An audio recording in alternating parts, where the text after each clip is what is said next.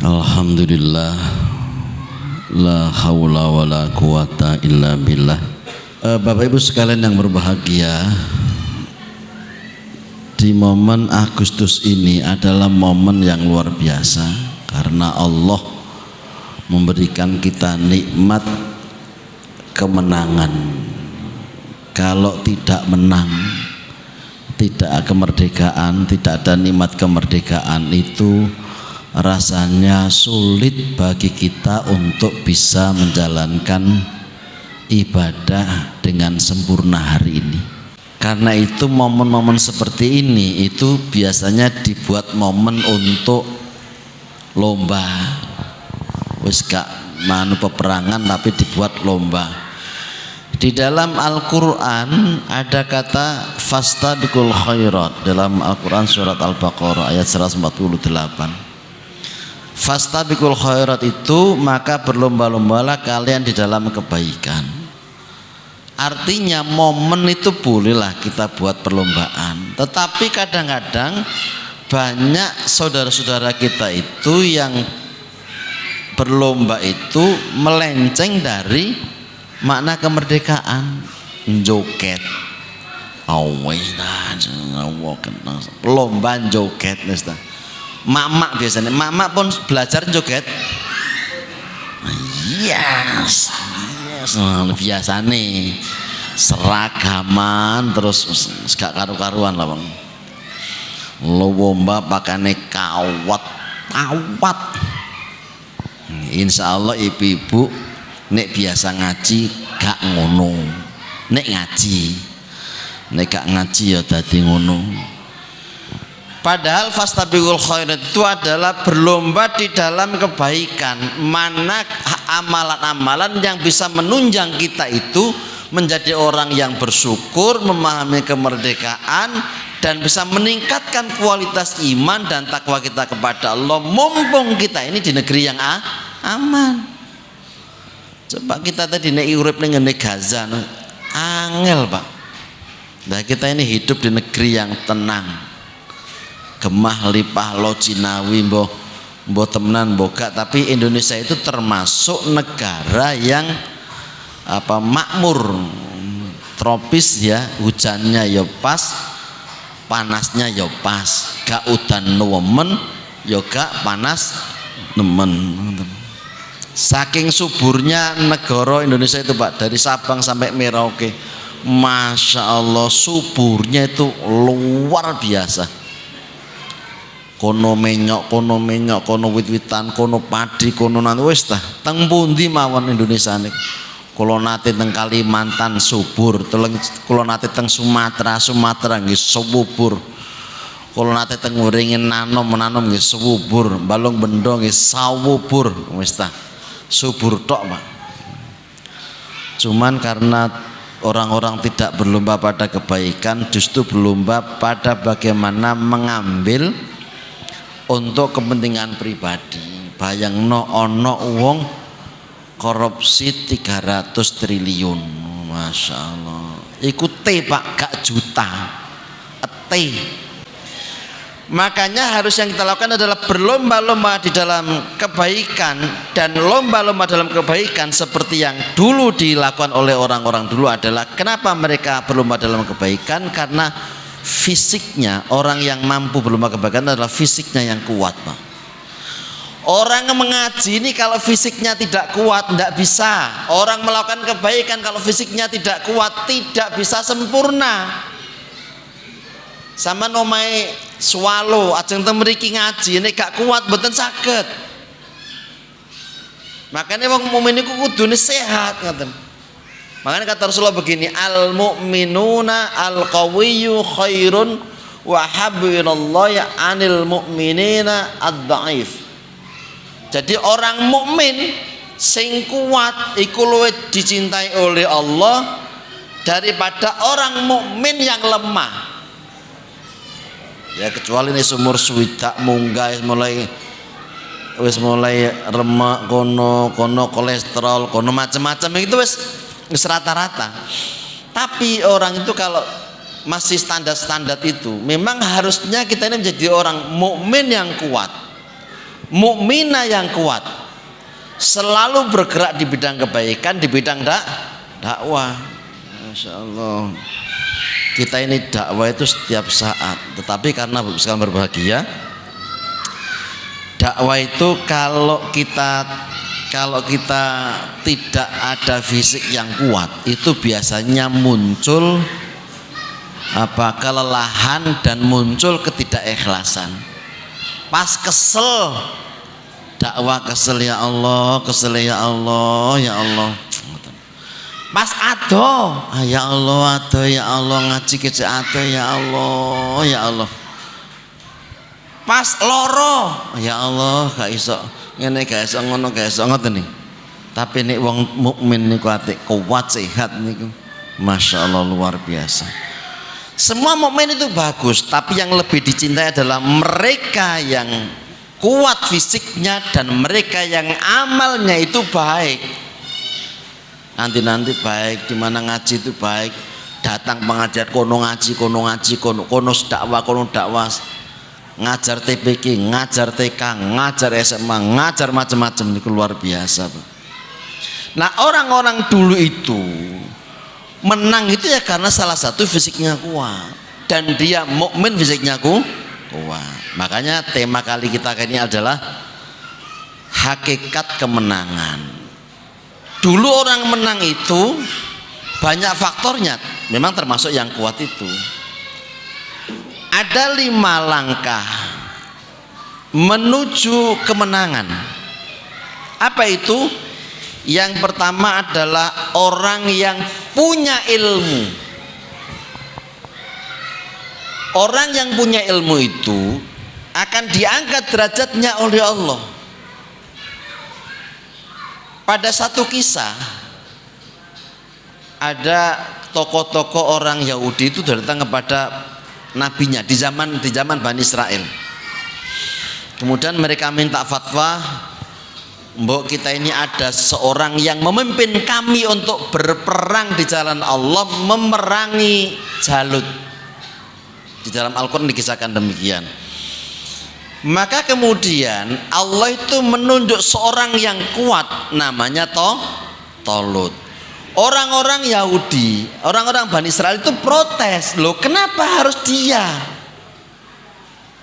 Kok bukan kita gitu.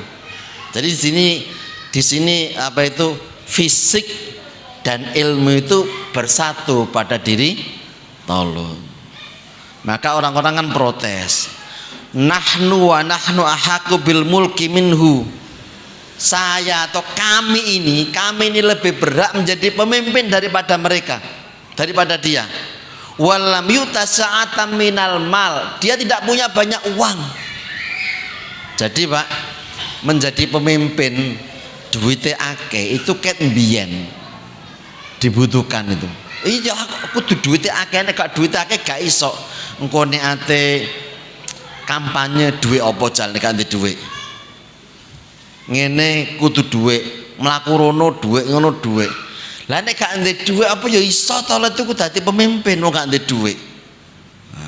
Nah, sekarang kan orang itu kalau gak punya uang dadi kepala desa yang angel. Padahal Allah tidak mensyaratkan itu. Allah mengatakan, Nabi itu mengatakan, qala innallaha astafahu alaikum wa zadahum bastatan fil ilmi wal jismi. Allah mengangkat dia daripada kalian itu adalah karena dia ini memiliki keluasaan ilmu. Dia itu cerdas. Lah kita itu diberi pemimpin yang cerdas, gak gelem. Orang nek bodoh lah terus ya apa Pak? Mimpin negara kono halah nek bodoh lah kaya angel wong bodoh, angel mimpin negara. Kono dikai. Resik pokoknya Pak. Jadi yang pertama adalah ilmu. Karena itu di Muhammadiyah itu memang banyak berkecimpung pendidikannya itu di pendidikan. Karena memang mencerdaskan bangsa itu luar biasa. Dan tokoh-tokoh yang berhasil saat itu bisa dirasakan membangun negara yang besar ini, maka Muhammadiyah juga punya andil besar memberikan generasi-generasi orang-orang terbaik untuk memimpin negara ini. Karena punya ilmu, Pak. Karena gak duwe ilmu ngono ya wis. Ya jadilah carry. Saya ditanya sama orang, kan gak ilmu apa Ustadz? Saya punya teman HRD di Ngoro Mojokerto itu, Pak. HRD itu berarti orang yang menyeleksi karyawan. Saya tanya, mohon maaf mungkin teman-teman, kalau dia itu lulusan STM, kira-kira paling tinggi kedudukan jabatannya apa nanti? Ini wis tuwek. Paling banter Pak, ketua personalia. Nanti personalia apa sama HRD itu tinggian mana? Hah? Tinggian mana kira-kira? Paling banter Ustaz. Itu ndak bisa mau megang-megang. Paling ya ketua ini loh, ketua yaitu berapa grup itu aja. Dia nggak bisa tinggi. Kenapa? Karena perusahaan itu hanya mengambil keahliannya, tenaganya diambil. Selain itu sudah tidak ada. Dia tidak bisa naik ke manajemen, itu tidak bisa karena memang dia levelnya segitu. Terus ya banter segitu. Itu dia tanya. Nah, beberapa tahun kemudian saya tanya lagi, apakah ada pengurangan karyawan? Ada Ustadz. Karena sekarang perusahaan itu sudah banyak menggunakan mesin dari Jerman, dan mesin itu dulunya misalnya satu mesin itu butuh orang 10 lah, sekarang 2 orang sudah bisa Ustadz. Oh, berarti orang yang punya ilmu lebih tinggi. Dan saya tanya, kenapa kalau di perusahaan yang sarjana itu sosial, nanti dia sarjana itu paling tidak ada gedukan ini, begitu. Makanya ilmu itu penting. Teman-teman di Muhammadiyah, kuatkan pendidikan itu. Kalau enggak, ada salah satu rumah sakit di Muhammadiyah di salah satu Jawa Timur. Saya tanya, saya telepon kan salah satu HRD-nya, apa ininya syaratnya? Salah satu syaratnya adalah memang sarjana. Satu, yang kedua sarjana, kemudian IP-nya berapa, IPK-nya berapa, itu Pak. Itu yang padahal di Muhammadiyah itu begitu. Karena memang harus punya level. Kalau sudah punya ilmu Pak, di mana-mana mesti akan diminta. Dan orang yang punya ilmu itu di mana-mana mesti menjadi magnet. Wis ta, gak pikir ganteng, gak pikir elek. Nek wongku berilmu Pak, masih elek, payu. Wis elek bodoh. Gitu, wangel malan. Jadi ono cerita Pak, ono wong ireng tapi pinter, elek tapi pinter. Terus dhewe ini kepengin duwe bojo iku ayu. Terus putih ayu, tapi oleh bojo yo pinter, apa iku ayu, putih tapi bodoh. Sing lanang ki pinter tapi elek. Begitu meteng lahir, anak iku elek melok bapakne, bodone melok ndukne. Temriki enten. Ngono ya golek iku ya sing pinter lah. Apakah kemudian bodoh itu tidak kita? Ya enggak lah, semua kita tidak mengendaki. Ada yang bodoh itu standar, ada yang bodoh memang gawan bayi itu ada. Mungkin karena dia kekurangan lah sesuatu yang menjadikan otaknya. Tetapi standar kalau orang itu mau belajar bisa Pak, bisa. Saya dulu tinggal di Kalimantan.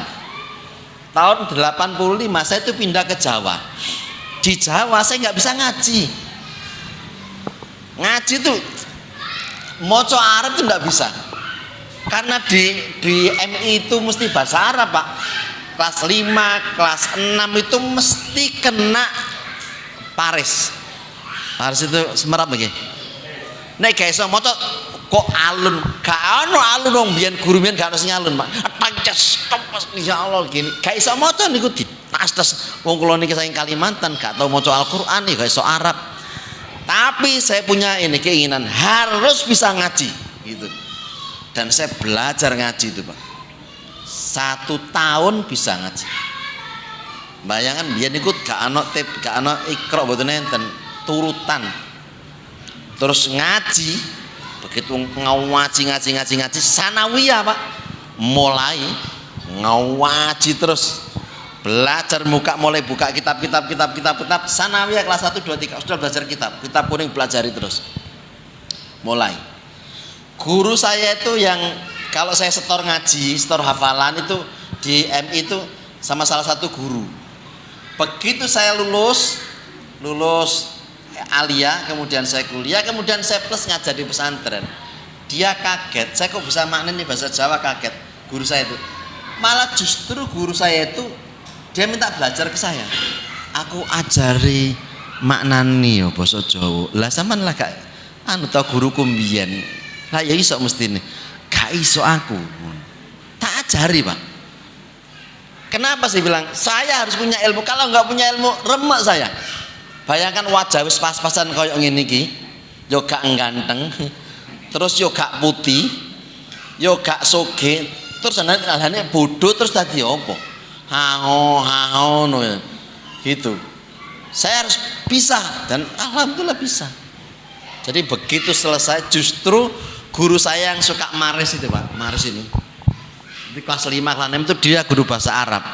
Kelas alia dia guru nahwu dan nahwu yang dia ajarkan itu nahwu mulakhos.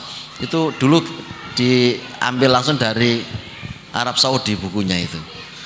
Kalau begitu saya selesai sekolah itu, kalau beliau nggak bisa masuk, itu saya disuruh gantian nahwu, ngajar nahwu. Saya ganti, Pak. Padahal mbiyen kawereng. Jadi saya berpikir ilmu itu di mana-mana mesti akan bermanfaat. Saya datang ke Wringin Anom. Saya datang ke Wringin Anom dulu, di Wringin Anom 5 tahun. Ya sempat khutbah di Balung Mujahidin itu beberapa kali dulu saya di sana itu. Cuman kemudian sekarang habis jadwalnya. Jadwal itu habis, jadi saya nggak masuk lagi di Mujahidin kan habis. Jadwalnya kalau habis. Dulu di Mujahidin di Ratatek iya. Potongan saya bukan ustad. Delok to gak ana jenggote blas niki. Lho kula nek ngeten terus niku kula niki kecoplokan klambi ngeten niki kaosan Pak, kula kaosan. Wong gak nenger nek kula niki nggih anu. Oh ngeten niki lagi ketok rondok-rondok ustad.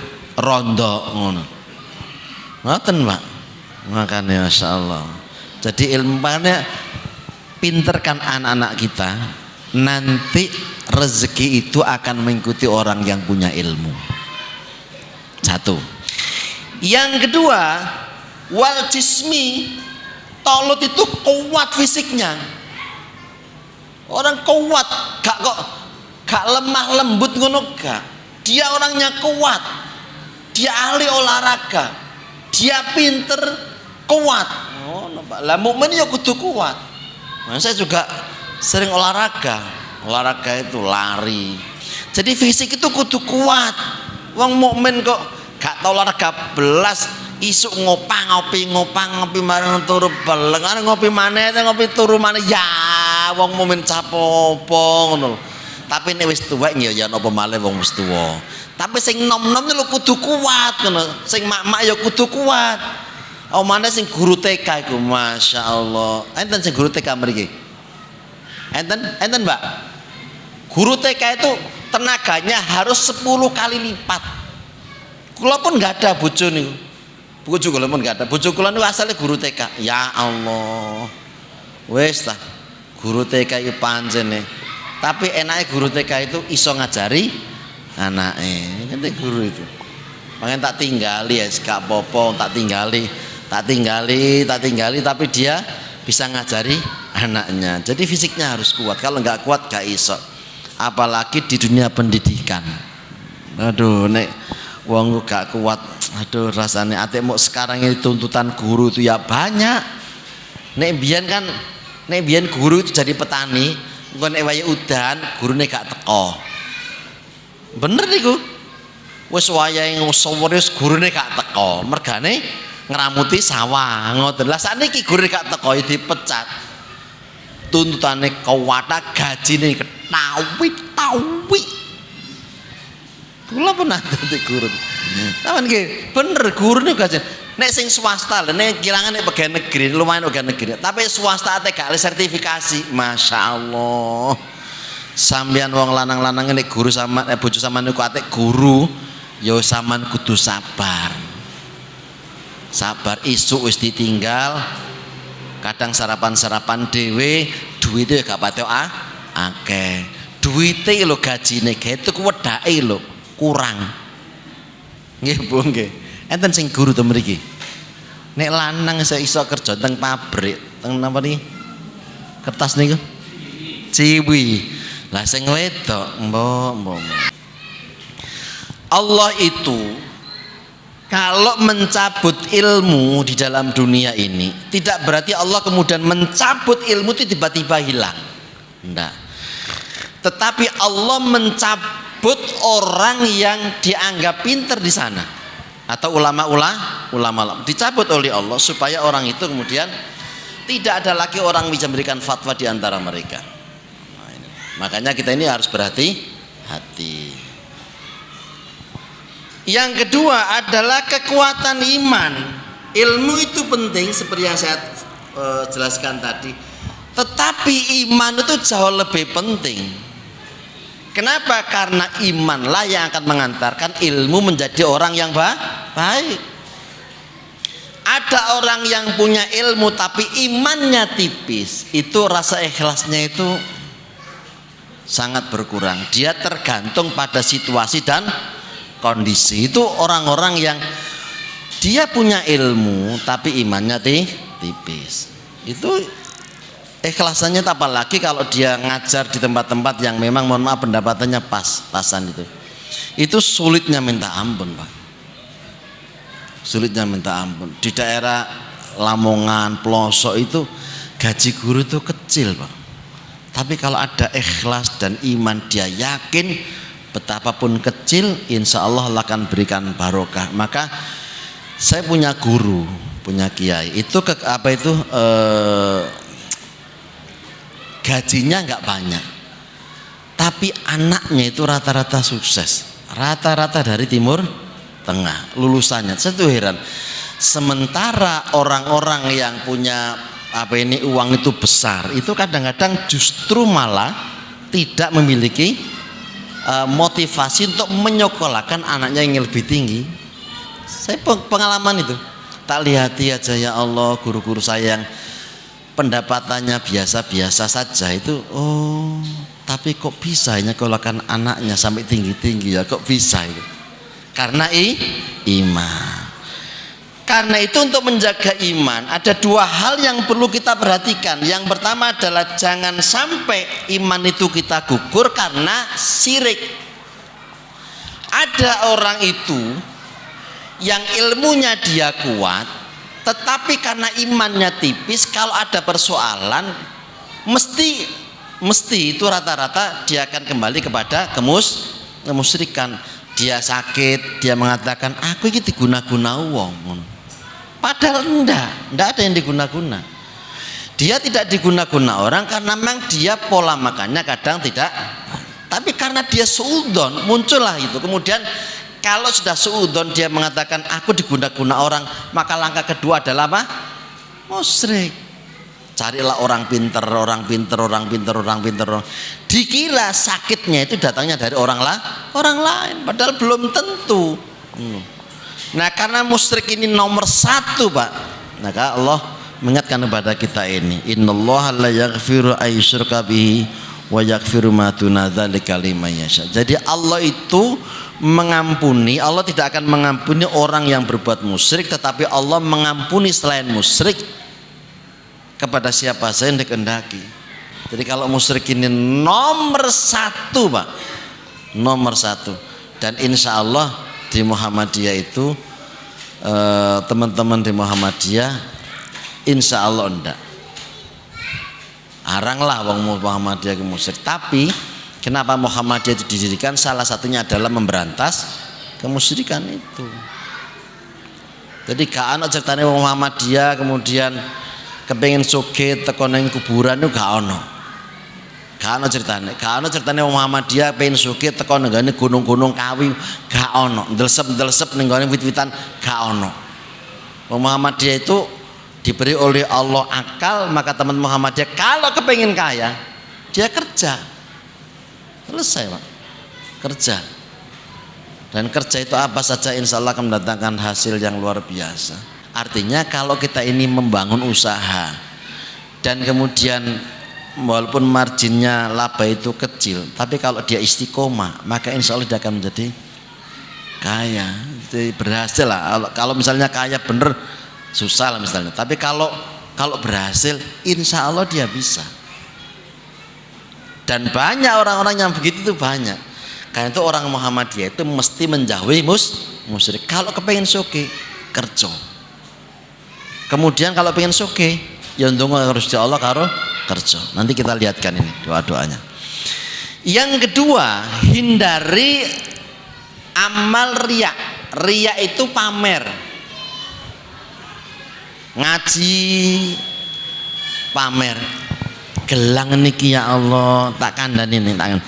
Gelang iku ya aku ku nek gak emas asli biduren. Wes, ngono ku distono kancane kabeh. Assalamualaikum. Assalamualaikum. Kabeh ngoten. Bayangno nek kalau kita itu semua itu pamer, kemudian jadi apa? Tetapi kadangkala memang ada amalan itu yang tidak mesti pamer, tapi mesti dilihat oleh orang. Apa itu? Jamaah. Sholat fardu berjamaah itu diketahui orang atau tidak?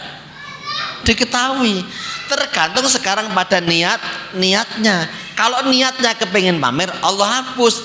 Tapi kalau niatnya itu memang karena ini tuntunan dari Rasulullah, maka dia lakukan itu.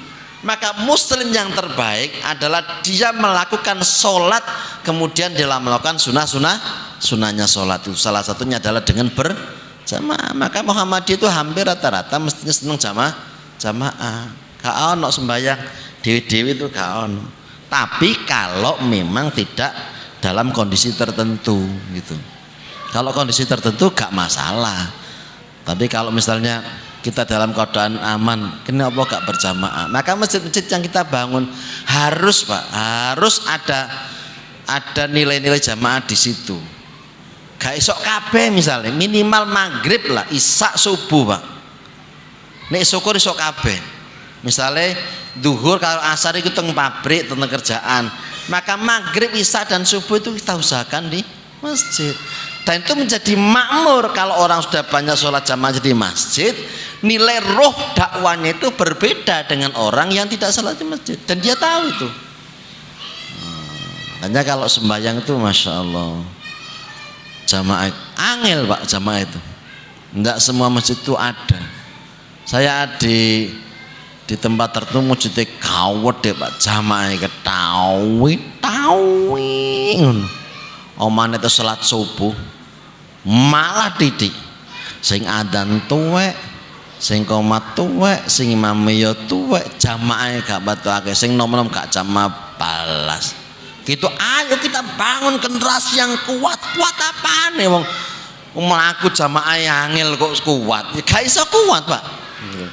Maka membangun itu diri itu sendiri dengan beraktivitas di masjid. Amal yang berpahala, jangan pamer. Tapi boleh dilihat itu boleh, tapi kita niatnya tidak pamer. Maka kita diberi oleh Allah doa begini. Rasulullah, Allahumma inni a'udzubika an usyrika bika wa ana alamu wa astaghfiruka lima la alam. Ya Allah sesungguhnya aku berlindung padamu agar tidak menyekutukanmu, sedangkan aku mengetahuinya dan meminta ampun terhadap apa yang tidak aku ketahui. Jadi kita berdoa kepada Allah supaya terhindar dari syirik. Yang ketiga, ini 45 menit, adalah kekuatan amal.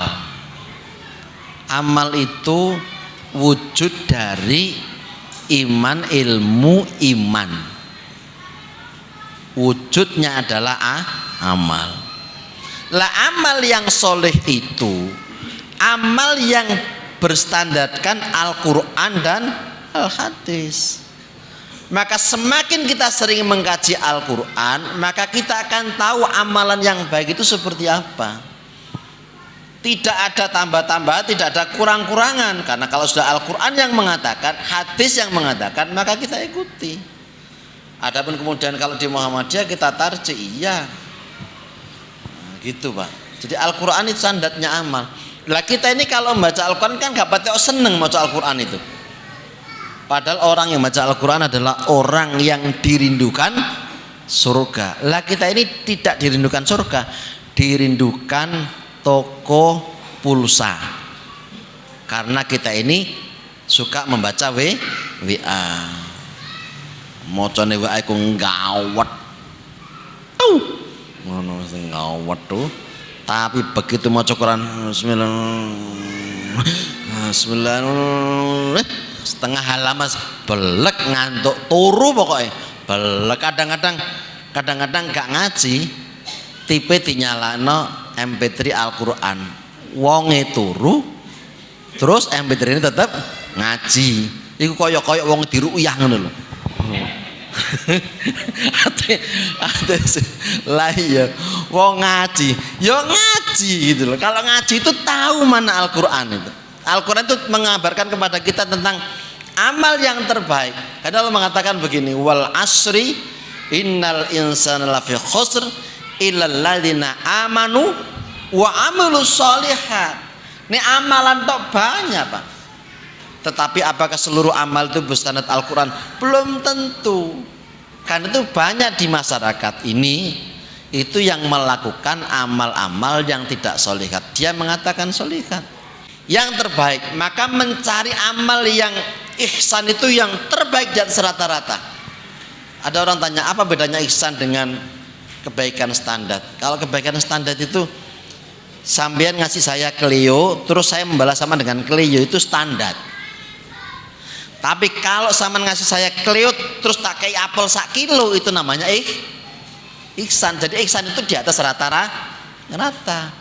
Ada orang yang jahat kepada kita, kemudian kita baik kepada dia, itu namanya ihsan apa adil? Ihsan. Lah kita ini kan kadang-kadang nggak kono menyakiti kita, kita balik menyakiti dia. Padahal tidak boleh begitu. Nggak boleh. Kita disakiti orang biasa. Saman dadi ketua takmir, dirasani wong nggih biasa. Dadi ketua ranting dirasani wong biasa. Wis gak usah nesu. Nek gak gelem dirasani gak dadi apa-apa, gak dadi apa-apa dirasani omong dadi apa-apa. Omane dadi panitia korban. Masya Allah, rasanane iku luar biasa. Lah yo panitia iku yo kabeh dipek kono ndas-ndase dipek panitia, sikil-sikil ku kabeh dipek panitia, ilat-ilat barang kabeh panitia. Masya Allah. Padahal saya menjelaskan ini Pak tentang panitia itu tidak boleh menerima tidak boleh mendapatkan upah dari daging kurban itu. Setuju Pak? Ini? Setuju toh? Itu majelis tarjih pusat. Saya ngomong begitu itu dikritik sama orang. Ustaz hatiku paling khilaf menjelaskan. Ya apa sih khilaf? Wong tak jelaskan tentang putusan majelis tarjih itu loh. Wong diaran bab itu Pak, wangel pokoknya. Ada dua yang angel menerapkan. Yang pertama adalah korban, yang kedua adalah waris. Wangel itu. Menerapkannya gak gampang. Panitia diajari isi ya panitia ya. Panitia mendapatkan bagian seperti masyarakat biasa, bukan senama panitia. Dan panitia tidak boleh mendapatkan tambahan ngunukus gondok. Wes gate panitia mantan ngono gak usah teh korban-korbanan. Yo gak usah korban. Terus nesu. Loh kita ini Allah minta sehari tok loh kita itu emosi Pak. Padahal Nabi dan para sahabat itu berjuang lillahi ta'ala itu bukannya sehari, bertahun-tahun. Gak oleh apa-apa bertahun-tahun loh Pak. Ngono semeneng lah ada iki berkorban sehari koyok-koyok perkorban seumur si hidup ngono. Makanya kadang-kadang panitia ku oleh luwe akeh dagingnya tinimbang masyarakat. Temen iki enten ngoten Pak panitia? Mboten Saniki pun telas masalahnya. Masalahnya pun wis kan ya Allah, ya pun mboten nggih. Yang kedua adalah itqon atau maksimal. Kita beramal itu tidak bisa separuh-separuh. Ya ayyuhalladzina amanu dukhulu fis-silmi kaffah. Wahai orang-orang yang beriman, masuklah kamu dalam Islam dengan totalitas. Tidak bisa kita beramal separuh-paruh, tidak bisa. Islam ya Islam, ngene iki ya ngene iki. Ngono lho, Pak. Aja separuh Islam separuh gak nggak bisa. Ya Islam, tapi nek wae ngombe ya ngombe ngono. Wae judi ya judi, wae delok apa iku sewa sonhorek ngono ya. Masyaallah. Sekarang kan lagi viral sonhorek itu, Pak. Kenapa Muhammadiyah tidak mengeluarkan fatwa sonhorek? Muhammadiyah gak ana sing seneng sonhorek. Nek Muhammadiyah sejati, mbok nek semu-semu Muhammadiyah ngono. Sawenang balang masyaallah. Maksimal dalam amal yang baik. Salat yang baik, ngaji yang baik, optimal, maksimal gitu. Ikut temenan, Pak. Amalnya ikut temenan. Kemudian kalau infak temenan ngoten. Lah ada iki infak kadang rok-rok asem. Nek saatnya ketemu takmir wis gondok ya Allah. Ketemu panitia Masjid Mujahidin ngwondok kabeh. Ate durung dadi masalah panitia iku durung dadi masjid. Ya Allah ono mana ya Allah, bangunan iki ono mana ya Allah, gak mari-mari ngono urunan ae sing wis ngwondok. Wong gondok iku cepet mati ngono. Mereka aduh ngono tok ae wong gondokan niku. Insyaallah mboten gondok nggih.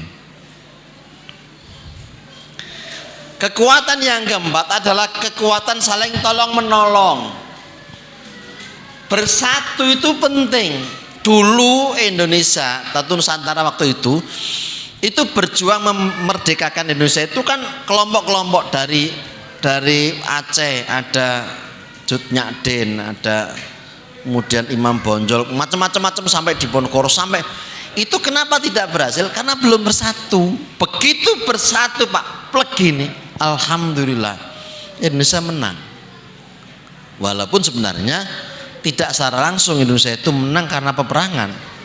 Itu karena negara Jepang, Hiroshima dan Nagasaki dibom sehingga Jepang itu menyerah kepada suku sehingga semua kekuasaan Jepang itu di Asia itu diserahkan kepada di negara-negara itu, di wilayah-wilayah itu. Maka Indonesia berinisiatif untuk langsung memerdekakan negara Indonesia gitu, Pak. Karena itu berkat rahmat Allah ini. Maka tolong menolong itu penting dalam hal yang kecil pun. Maka tolong menolong itu amatlah sangat penting. Oh, konco Muhammadiyah, konco jamaah, tuku dewe. Itu kalau tidak kita yang menolong, nanti siapa yang membangun dakwah itu? Kita tuku di situ-situ ya nyenengno sing duwe, Pak. Nyenengno sing duwe. Sementara kepada kita enggak ada, tapi kalau kepada jamaah tolonglah, misalnya ada orang 100 kemudian sama-sama setiap kebutuhan kita beli di situ, itu insya Allah bagus dan bisa menolong, dan nanti mereka juga bisa menolong dalam kegiatan dakwah di sini. Nah kalau kita beli di situ-situ memang enak, asenan terus dijogo karo sing cewek-cewek. Ya Bapak silakan, ada yang tambah lagi Bapak, ngono. Karena toko-toko Jawa agak tuku apa? Ngono. Ayo Jawa kadang-kadang gak ramah belas. Omah nanti laris ini. Lapo jempak-jempok. Nek jempok tuku. Jempak kudu sing halus. Halo, mau beli apa Pak? Apa yang bisa dibantu? Ngono lho. Ngomong kasar. Enten anak kula niku buka apa niki? Anu es krim. Kalau buka-buka es krimnya nanti hancur. Akhirnya gak sedot tuku anakku. Gak sedot tuku tak beliau nek ngono, Kak. Wonge kereng ngono. Tapi insyaallah temriki mboten. Maka menolong niku luar biasa.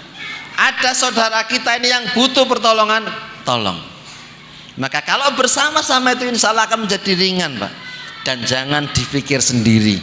Kalau dipikir sendiri itu berat. Dakwah itu juga begitu, dipikir sendiri berat. Kita itu butuh sahabat di dalam berdakwah. Gak iso dewean. Kalau sendirian itu kita akan termakan umur dan termakan tenaga. Tapi kalau dakwah dengan melalui organisasi itu nanti akan nyambung. Kita nggak bisa ada orang lain. Teman-teman kita itu yang nyambung. Kalau kita masih muda, umur 30, 40, enak dakwah dewean, tenang.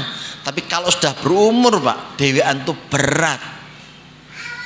Maka kita masuk di situ supaya kita sama-sama bisa berdakwah di sana.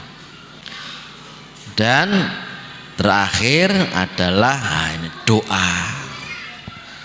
Doa itu dibagi menjadi 3. Ada doa yang mustajabah. Mustajabah itu kita berdoa kepada Allah langsung diberi.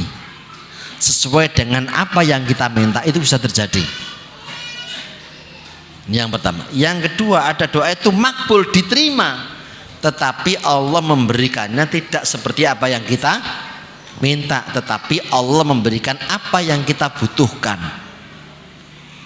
Kita minta banyak, tetapi Allah memberikan gak usah kaget kayak DDI. Sisanya itu kalau kita berdoa nanti disimpan oleh Allah, nanti pada saat di padang mahsyar doa itu akan diberikan kepada kita. Ini doa mumbien. Gitu Pak. Jangan, karena itu jangan pernah berputus asa di dalam berdoa. Saya ini berdoa juga kepada Allah. Setiap saat. Dulu ketika masih remaja saya berdoa, ya Allah, kula niki paringana jodoh ya Allah, ngono kula niki. Karena saya ini gak ndek jodoh. Gak ndek jodoh wong gak ganteng.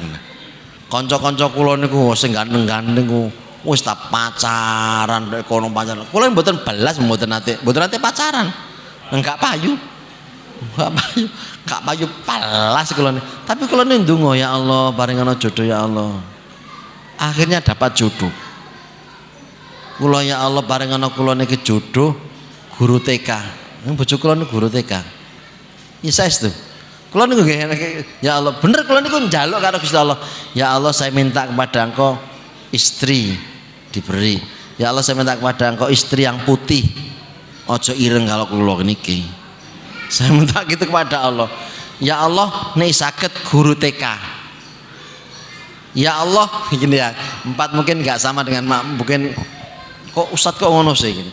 Saya, ya Allah, jangan kau berikan aku jodoh yang dia suka pakai levis. Nanti levis ya. itu salah satu kriteria doa yang saya minta kepada Allah. Dan itu istri saya itu begitu saya taruh sama dia, nggak coba. Cocok ini aku cocok ini cocok. Pernah mau tak belikan levis. Tak delok gak cocok bojoku niki levis, gak cocok Mas. Dia cocok kalau pakai jubah atau pakai apa atasan bawahan gini cocok lah ya. Tapi kalau pakai levis gak cocok. Memang dia nggak tinggi. Kalau tinggi mungkin cocok. Terus semampai terus halo ngono kira-kira. Ternyata sih gak cocok gitu. Yang kedua, yang berikut saya minta doa kepada ya Allah, saya tolong berangkatkan haji ya Allah gitu. Saya minta kepada Allah. Gak ndek duit, carane niku terserah jenengan ya Allah. Maka saya diberi oleh Allah haji tanpa membayar 1% pun. Tapi artinya kalau kita berdoa kepada Allah, apa yang tidak bisa dalam hidup ini. Dan jangan pernah berputus asa di dalam berdoa. Dan saya nggak pernah berputus asa dalam berdoa. Orang mengira doa itu apa? Enggak, saya yakin doa itu akan dikabulkan oleh Allah. Saya itu tidak pernah Pak kenal sama orang Balung Bendo yo karo, waringin anom yo karo. Tapi saya selalu begini, ya Allah, kalau saya masuk di dalam sebuah desa, masukkan aku dengan cara yang baik, keluarkan aku dengan cara yang baik, dan jadikanlah ilmuku bermanfaat di desa itu atau di tempat itu. Dan alhamdulillah, saya kenal kali jenengan kenal, sedanten kenal, dari waringin anom saya kenal, di sana semua banyak kenal. Nah, itu semuanya adalah doa, karena jangan pernah. Tetapi nek ndonga iku Pak juga sesuai dengan ini. Misalnya begini, sampean kok wis tuwa, njaluk ya Allah, kula niki paringana jodoh malih ya Allah, jodoh maneh ya Allah ngono. Umpama Gusti Allah maring sampean jodoh maneh, apa gak bingung? Saya kira cukup sekian, semoga bermanfaat buat saudara sekalian dan semoga kita semuanya dicatat oleh Allah sebagai amal ibadah dan kita mendapatkan anugerah kebahagiaan dunia dan akhirat. Subhanaka Allahumma bihamdika asyhadu an la ilaha illa anta astaghfiruka wa atubu ilaik. Assalamualaikum warahmatullahi wabarakatuh.